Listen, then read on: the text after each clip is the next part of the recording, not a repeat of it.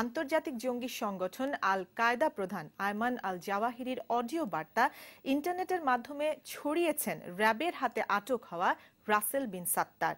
তিনি জামাত শিবির সমর্থিত কয়েকটি ওয়েবসাইটে ওই বার্তা প্রচার করার কথা স্বীকার করেছেন। বিকেলে র্যাবের মিডিয়া সেন্টারে আয়োজিত এক সংবাদ সম্মেলনে জানানো হয় তার বিরুদ্ধে তথ্য প্রযুক্তি আইনে ব্যবস্থা নেওয়া হবে। বাংলাদেশ নীরবতার প্রাচীরের পেছনে গণহত্যা শিরোনামের অডিও বার্তাটি জিহাদোলজি.নেট ওয়েবসাইটে পোস্ট করেছে পাকিস্তানের আল কায়দার media production house Balakot media. ওয়েবসাইটটি সারা বিশ্বে জিহাদের পক্ষে প্রচারণা চালিয়ে থাকে। সাম্প্রতিক সময় প্রচারিত ওই টেপে ইসলামের বিরুদ্ধে যারা কথা বলবে তাদেরকে প্রতিরোধের আহ্বান জানানো হয়েছে জাওয়াহিরির নামের প্রচারিত ওই বার্তায়। বাংলাদেশের মুসলিম ভাইয়েরা, ইসলামের বিরুদ্ধে যারা ক্রুসের ঘোষণা করেছে তাদের প্রতিরোধ করার জন্য আমি আপনাদের আহ্বান জানাচ্ছি। ওই অডিও বার্তাটি বিভিন্ন ওয়েবসাইট ও ইউটিউবে ছড়িয়ে পড়লে গণমাধ্যমে বিষয়টি প্রকাশ পায়। এরপরেই বাংলাদেশে জাওয়াহিরির হয়ে কারা কাজ করছে তা অনুসন্ধানে নামে আইনশৃঙ্খলা বাহিনী। মঙ্গলবার ভোরে টাঙ্গাইলের মাঝিপাড়া এলাকা থেকে আল কায়দার সাথে যোগাযোগ আছে এই অভিযোগে রাসেল নামের এক যুবককে আটক করে র্যাব।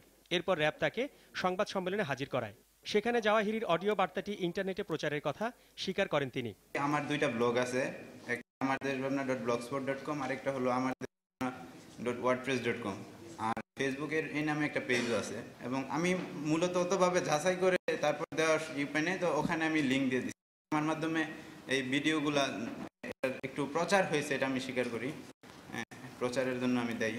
গত বছর মতিঝিলে হেফাজতে ইসলামের সমাবেশ এবং সেখানে আইন শৃঙ্খলা বাহিনীর অভিযানের কিছু আলোকচিত্র ও বানোয়াট তথ্য 2013 সালের 7 মে ইরানের প্রেসিডেন্টকে ইমেল করার কথাও তিনি স্বীকার করেন বলে র্যাব জানায়। আপনারা জানেন 5ই মে তারিখ যে বাংলাদেশে যেটা হয়েছিল, হেফাজতের যে অপপ্রচারটা এসেছে, এই অপপ্রচার সংক্রান্ত এই ছবি এবং আরো অনেক ডকুমেন্ট সে ইরানের প্রেসিডেন্টের কাছে মেইল করেছিল।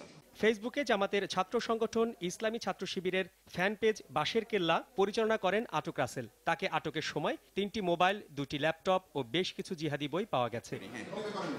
শাহাবুদ্দিন মাহতাব, দেশ টিভি, ঢাকা।